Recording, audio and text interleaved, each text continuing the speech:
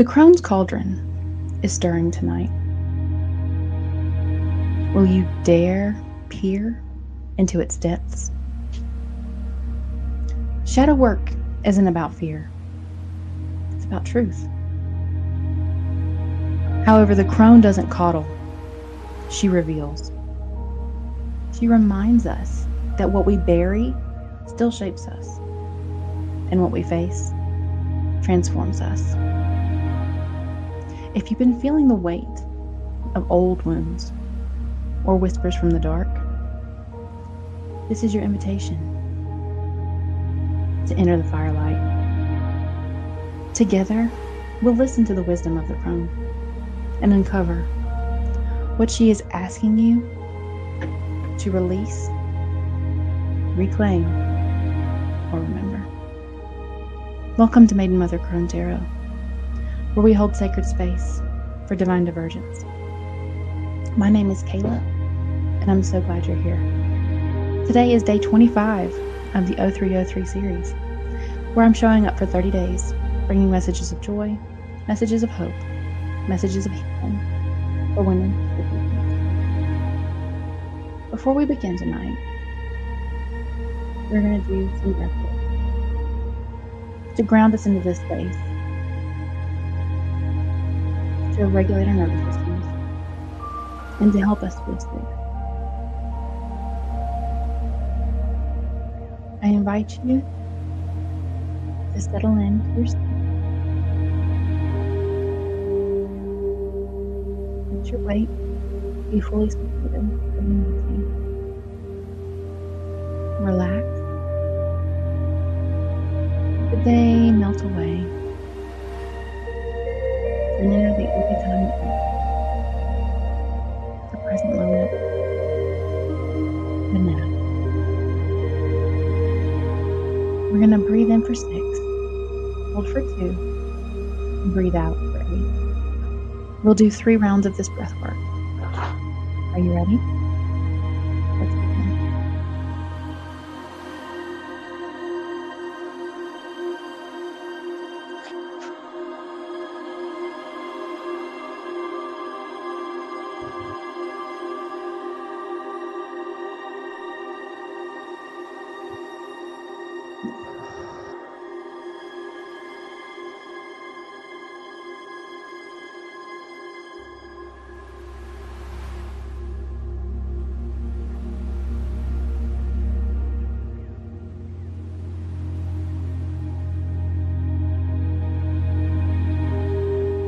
Well done.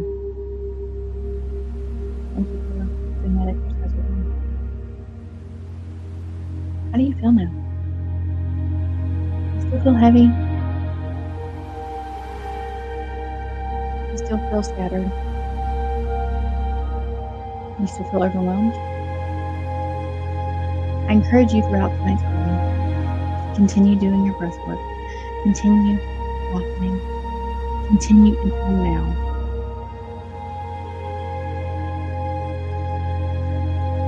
Tonight's tarot topic is the Crone's Cauldron, shadow work. What is stirring in the dark, in the depths, in the places that we may have been too afraid to look or have been reluctant to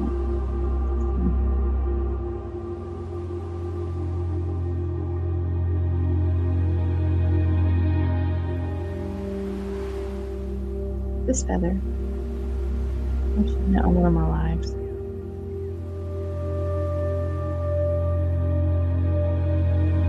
It's a special kind of magic. Let's do this tonight to give us the wings to explore the dark night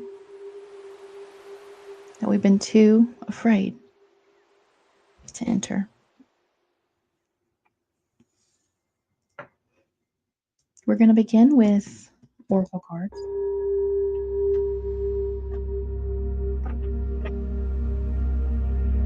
Crone, can you please give us guidance tonight for what is stirring in the dark? Can you please help us with this shadow work this ADHD collective practice with this shadow work that we need to integrate, that we need to illuminate. 3.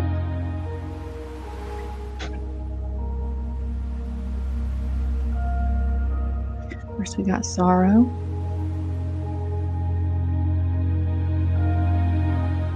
Bottled up.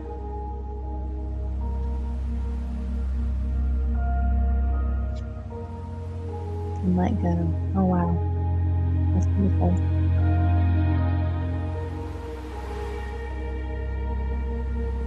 Next I'm going to pull from the Shamanic Healing Oracle. This oracle deck is dedicated specifically to the Crone. In my tarot practice, I dedicate oracle card decks and tarot decks to the specific energies that I work with. I find that this creates a stronger connection, clearer channel. That one, and that one. We're getting 3 messages for me to use that. Black and white.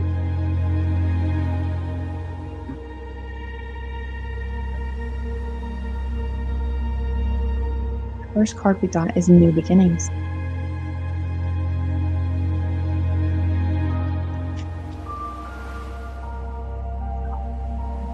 Crone card.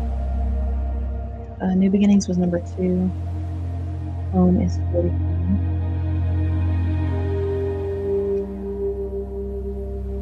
And then we got card number 1.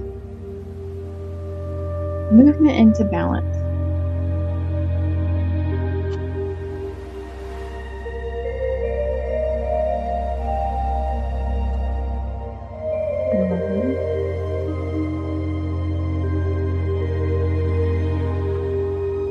And then now we will go ahead and pull our tarot cards for guidance on this shadow work that's stirring in the dark. What the cauldron is bringing up to the surface. What has the Crone stirred within us to give us clarity, to give us an opportunity to release what's been bottled up, to tap into this sorrow, that we can have new beginnings, to get to the root of this problem with the Home card. Tarot guidance, please, Crone, for this shadow work, for this ADHD collective. How can we let go? What needs to be let go? What needs to be released? What do we need to proclaim?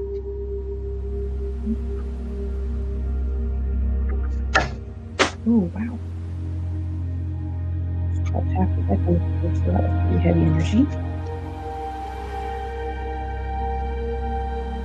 It's really beautiful.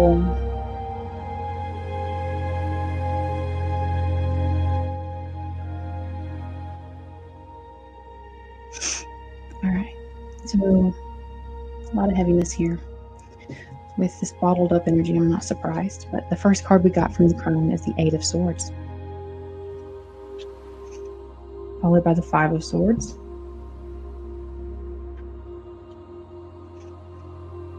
the Tower,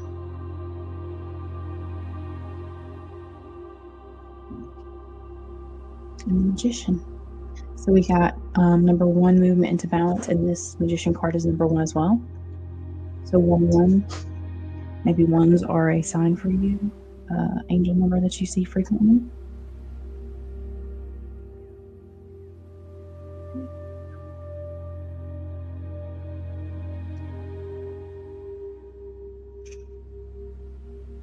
We'll take a few more minutes to ground in this energy more fully.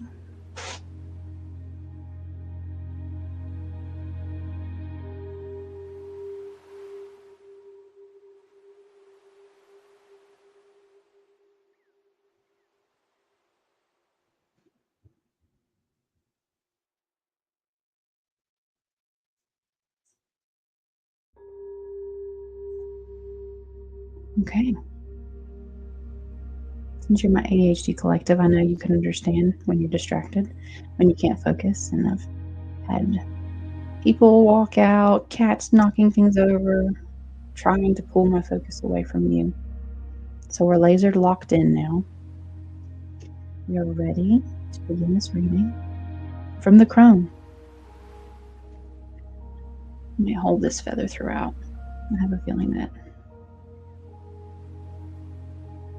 I don't know, before the reading I was doing this a lot, and I was just watching the feather move and thinking of spirals of energy and how energy I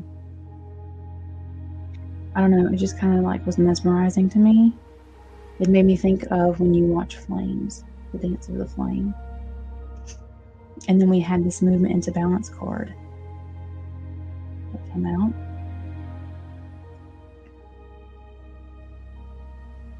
So I find it interesting that my eye was already caught on this movement. There's this movement within the reading, a rhythm, a balance, a time, a tempo, divine time to let go.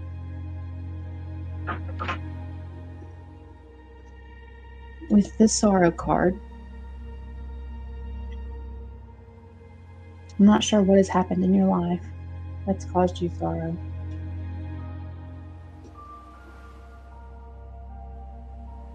We all have our different experiences, our different traumas, our different projections people have placed upon us. And I can see that you've had this bottled up for a long time. With the bottled up card coming out, as well as this home card coming out, I'm being reminded of trauma from our youth, things from our youth, from our childhood that could have happened at home and that we have suppressed all this time and kept locked in a box, thrown it in the back closet, locked the door, built a brick wall around it so we'd never have to enter the room again, never have to go in, so that it would be locked away,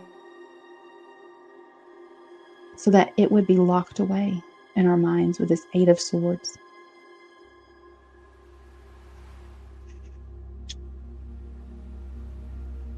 And again, with this Five of Swords, the imagery on this card,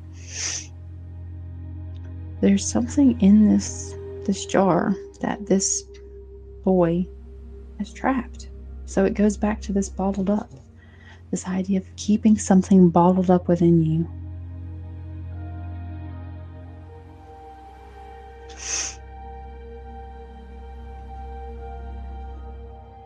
Did you have a lot of competition with your siblings when you were growing up?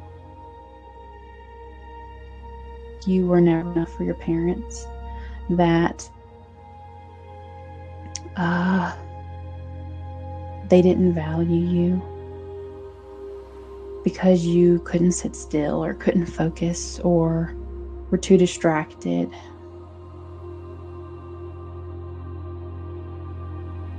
Did you feel like you lost their presence, their love, their tenderness?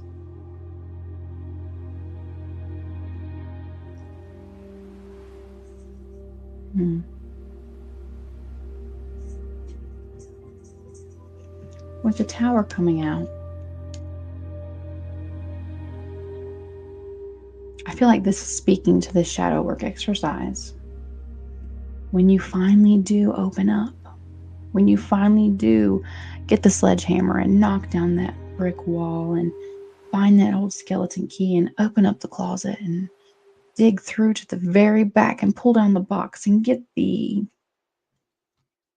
bottle that's containing all this pain, that's containing all this sorrow, right?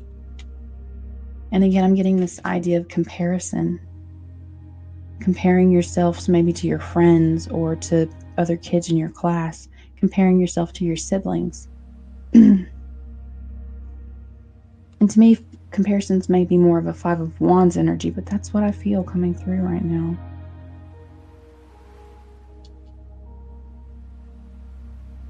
When we allow ourselves the safety, space to explore what we thought we could never hold, what we thought we could never touch, what we thought would bind us forever. It does unleash the floodgates. It does create this chaos, this upheaval, this significant disturbance in our lives and in our emotional centers and in our nervous systems, right?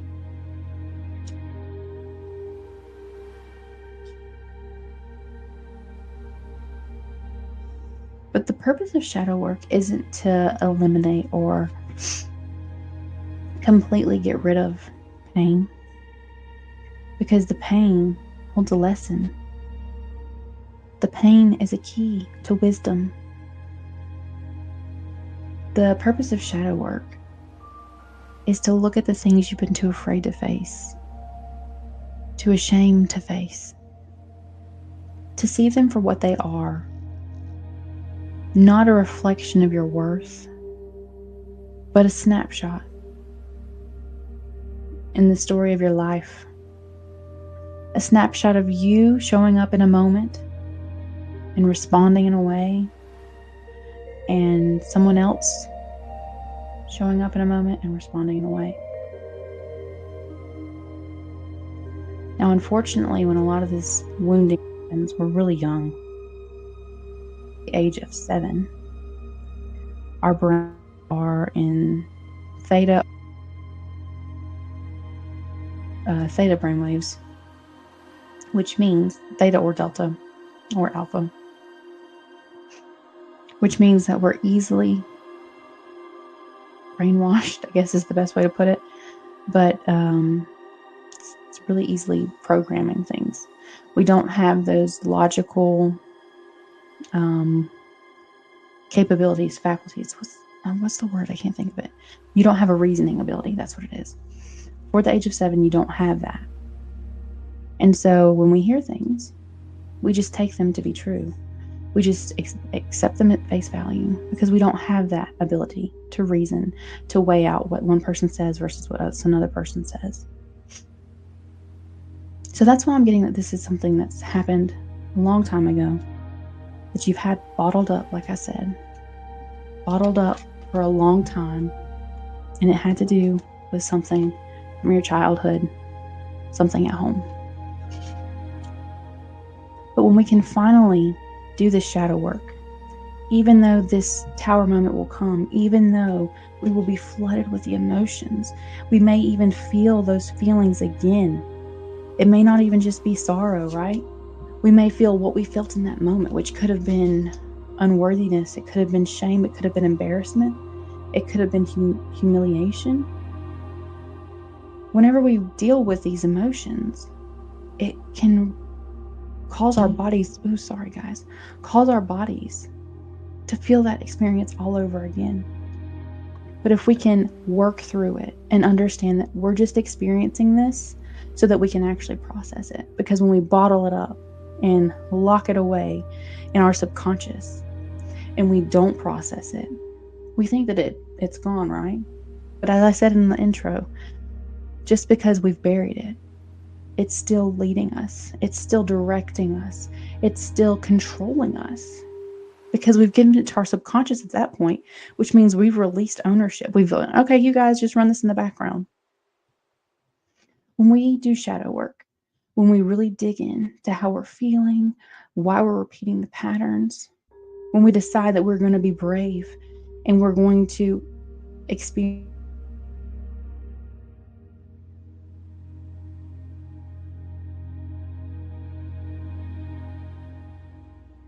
I really love meditation. I love doing visualization work.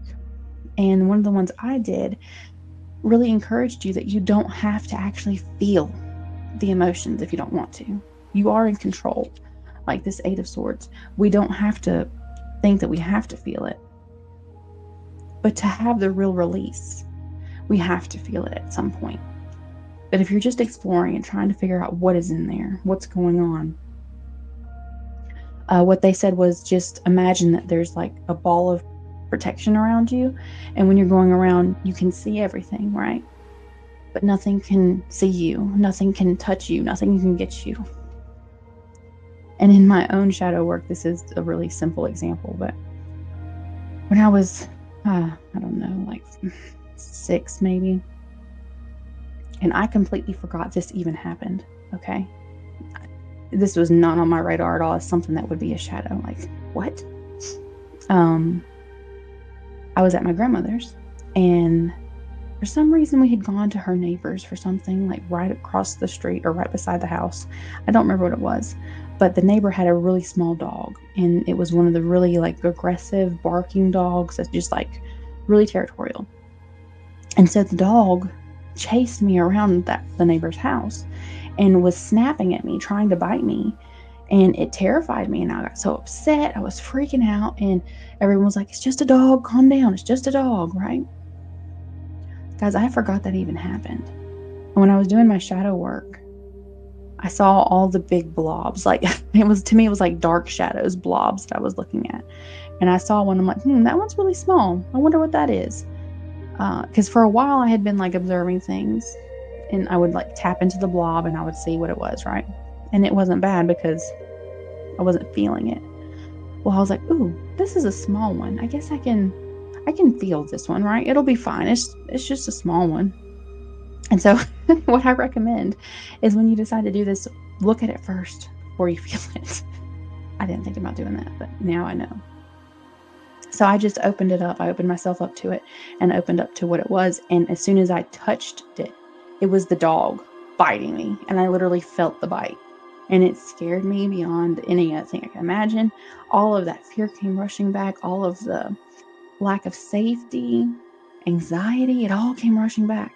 And this was from when I was 7 years old, right? It wasn't even like it felt like it was like a traumatic family event.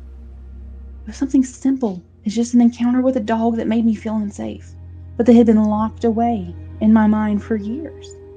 So these things can be anything, right? The deeper and deeper we go, the more we uncover, and you'll forget that you even had those experiences as well. But as we do this, as we learn to let go, as we move into balance, right? And as I said, shadow work doesn't mean it's gone. Shadow work means you experience it, you understand it, and then you look at it and use it as a lesson. You look at it and use it so that you can become the magician, right? The magician. How can you become the magician with this? Because the purpose of shadow work, the purpose of healing, is integration. It's where you take all that negative energy, you alchemize it, right? You turn it into something that you can learn from. You turn it into something that will be a light to you in the future. You see it for the lesson that it was. Now, depending on what the shadow work is for you, right? I just gave you an example of one from my childhood, and I do believe this has something to do with childhood based on the cards coming out. But depending on what the actual shadow is going to be how you're going to integrate that, right? It could be different ways. Some people may need to integrate a certain way of communicating with others, right? That may be the lesson from the shadow. Not speaking your truth, not standing up for yourself. You were bullied and you didn't say anything, right? Maybe the shadow is learning to not compare yourself to others. And so that integration work would look like anytime you are having a certain response, maybe you get jealous a lot. Anytime you're having that jealousy, looking back and saying, okay, is this jealousy because I'm comparing myself to them and thinking I should be further ahead in my life? And understanding that maybe that was a programming put in from a parent or a caregiver or a teacher or a friend at some point that was like, why haven't you done this yet? Integration looks different for everything because every person has their own shadows. Every person has their own unique life experiences that have taught them not taught them, that have programmed them. So it is teaching you, but when I use the word teach, to me, that's more of a conscious knowledge, a conscious understanding. Shadows are programming. It's something that's running in the background that you've allowed to lead your life, to take the reins, but you didn't make that conscious choice. You may have made the conscious choice to tuck it away, to let it control you the way that it did. So we really need to step in to the magician energy. And to me, that means in this shadow work, you need to use all of the skills that you have available to you. You need to, excuse me, guys, my voice has been a little scratchy since this morning. So I made some warm tea because I knew this was going to probably happen tonight.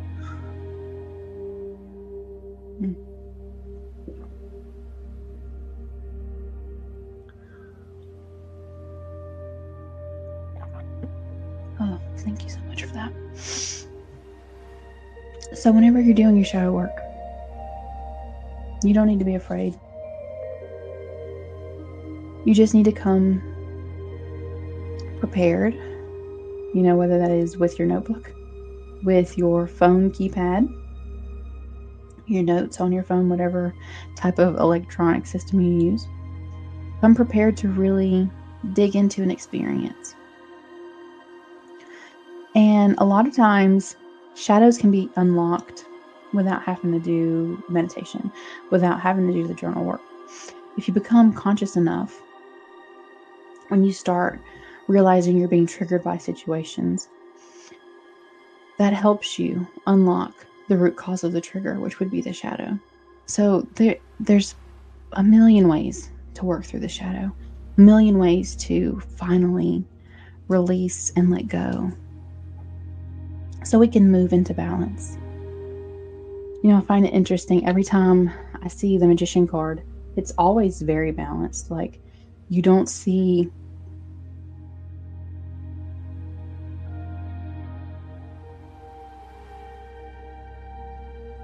he's got one hand pointing up, one hand pointing down, right? Very balanced. Divine energy, earthly energy, balanced. Here, we've got the tree and we've got the roots, very balanced. You have 4 energies, right? 2 and 2, very balanced. But this sorrow that you've locked away, the crone is inviting you that it's time to let it go. It's time to step into this new beginnings. Use your magician energy, use your magician power to alchemize these difficult situations, these difficult lessons, the things that have been pebbles in your shoes, that have given you a little hitch in your step every time you try to walk, because it's been rubbing against you for so long. And I like to always remind people, this Tower card, there's a lot of fear-mongering in tarot. We shouldn't subscribe to that, guys. Any type of big change, any type of upheaval or chaos or disorganization, if we can surrender to it and not fight against it so much, if we can become the observer of it and learn that it's just here to bring us, to align us with the energy that we need to be aligned in, to teach us that we are the creators of our reality, whether we are doing it consciously by doing this shadow work or unconsciously by allowing the shadows to control us, allowing the shadows to be our limiting beliefs with this 8 of Swords, our limiting limiting factors, right? And for some reason, I'm getting the idea of defense, like being defensive, feeling like you have to defend your faults. Like, oh, well, my childhood was rough. And we don't have to act like that. We don't have to feel like that. There was a oracle card that I got in a reading I did for myself a couple weeks ago. And it said, I am defenseless. And I've really been digging into that energy, the idea of being defenseless. And it doesn't mean that you're open to all the energies in the world. What it means is you don't have to justify why you did something or why you felt something. You don't have to justify your response to a situation. Being defenseless gives you freedom. It is an alchemical power where if you are in that energy, things just ricochet right off of you. Nothing can stick. Nothing can stick when someone says, oh, you're a terrible tarot reader. Okay. Right? Nothing can stick when someone says, oh, you're a terrible mother. You're defenseless. Because you understand that their opinion doesn't have anything to do with you. You don't have to justify, right? You don't have to argue with them. You don't have to be in this 5 of Swords fighting energy. It's not required. We're allowed to free ourselves from this 8 of Swords, to unwrap the bindings that have held us hostage so that we can have this new life. We can move into balance, balance with our soul, balance with our heart, balance with our body. And we can fly. Fly into our new lives. I think it's beautiful. This is a crow feather, black feather. Fly with that cape. I just got the idea of in the Bible, Joseph, and they had the coat of many colors, right? This cape, it has all of your shadows woven into it, integrating each one as a lesson, as a badge of honor, as something that you have put the conscious effort into integrating into your life, integrating the lesson, integrating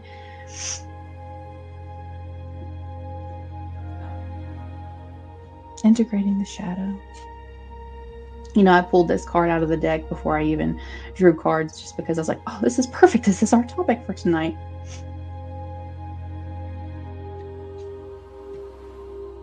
But, I always talk about how living on Earth, living in a reality of duality,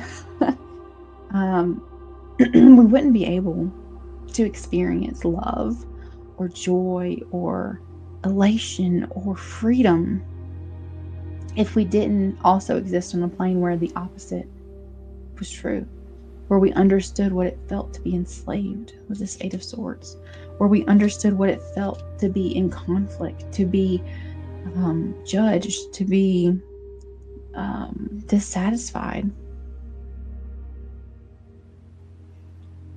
When we can look at our lives and appreciate that every shadow is a lesson and an experience that we are blessed enough to have, right? That's a different way of looking at it. And I'm not saying that trauma is good, guys. That's not what I'm saying. And I'm not saying that it's easy. I'm not saying that this is a cakewalk or that it should be done, whatever. Everyone has their own journey, right? Everyone's shadow work journey is different. You may not have come here this life to integrate your shadow. It might not be why you came here. And that's okay. That's okay. Whatever you're here to experience, your soul's going to experience. There's no need to judge or to compare ourselves to others, right? We just need to use discernment and decide within ourselves if this is something we need to pursue. Now, I would always do it because it's so freeing. It's so liberating. It's a practice that there's a few things in my life that I'm like is a true accomplishment, right? One of those was having a home birth with our second. It was the most primal, empowering thing I've ever done in my life. It was amazing. And the other thing is integrating my shadow. one of my biggest shadows, just opening up a little bit for you guys, was self-worth. And there is a channel called Divine Capricorns. Amanda runs that. She's a phenomenal reader. And she, I don't know if it was in one of my personal readings or one of her readings that she posted, was talking about how you can be very confident and not have any self-worth. And that was the case for me as well. So I really resonated with her because of some of the things that she said, and that was one of those things. One of my shadows has been my self-worth. And it's amazing all of the ways, all of the attachments I had to where my self-worth came from. I had it tied to relationships, right? My friends, if I didn't have friends, I wasn't worthy. I tied it to if I wasn't productive, worthy. My ability to learn things. If I couldn't learn something, I wasn't worthy. I tied it to my looks, to how much money I made. I tied it to everything except for the fact that there was no tie. There is no anchor. My soul was the worthiness. My soul being here, being in existence, being part of the I am, part of all that is the universe, part of all that is God and divine. That I am the divine. That it burns within me, right? I don't have to look outward. I just have to go deeper and deeper and deeper within and remember and just feel it.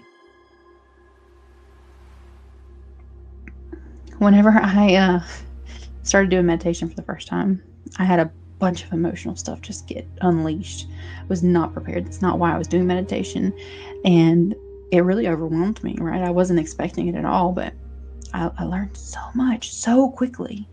That's another reason why I recommend meditation so much, is because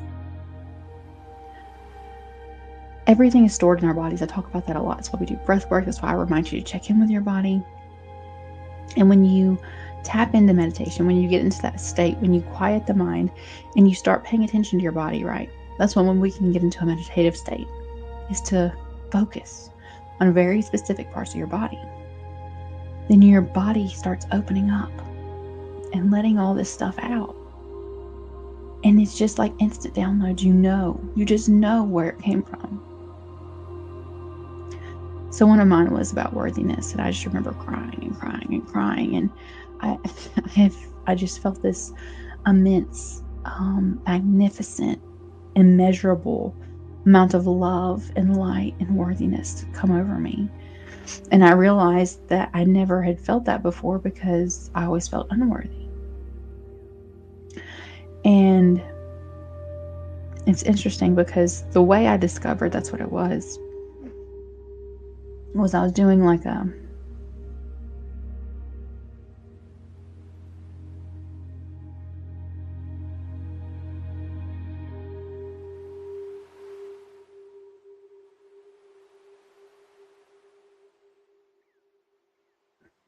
if I got what I was trying to manifest. And when I did that, I was just bawling. I'm like, why am I crying so much? I mean, yeah, I'm going to be happy, but why am I crying? And I really tapped into that and dug into that. And I realized, oh, wow, I'm crying because I don't feel like I deserve this. I don't feel like I'm worthy of this, that I have done anything to earn this. Oh, wow, that makes sense.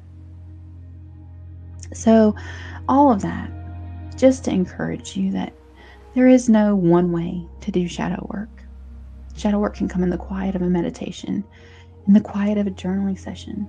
It can come in a dance party with your friends when you are triggered by something and you have the conscious awareness to step back and say, wait a minute, why did that just bother me? Shadow work can come through in all different ways. So don't limit yourself. Don't think just because you can't do it the way that everybody else does it that you won't be able to work with your shadow. That's not how shadow work is. And I encourage you to love yourself, to not judge yourself, to be gentle with yourself, but also don't lie to yourself or can't think of the word right now. That means that this reading needs to wrap up. But pretty much like, don't lie to yourself, right? Be honest. The truth, all this stored energy, all this mental energy. The crone brings truth. A lot of times when I think of the crone, I think of the Morrigan, right? Goddess of war, of death, of sovereignty. And crows and ravens are her messengers. So, how can you tap into all the different energies? Maybe you need to use one of the frameworks, the other archetypes as well, the mother or the maiden. Whatever you feel most confident with, most comfortable with, most aligned. Use that to get into this bottled energy, right? To move into balance, to move into your magician energy, and to incorporate your shadow into your life so that it doesn't control you. That you are the one making the decisions, you are the one making the calls, you are the one leading your life. And even though it may be, and probably will be, chaotic, a little bit uncomfortable, understand that you have all of the power, all of this magician power to let it go. Okay?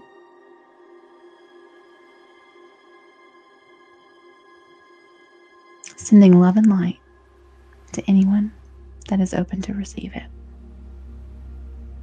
Thank you guys so much for joining me tonight. I know this reading was a little different. It felt a little different. I feel a little detached from this reading. It's interesting.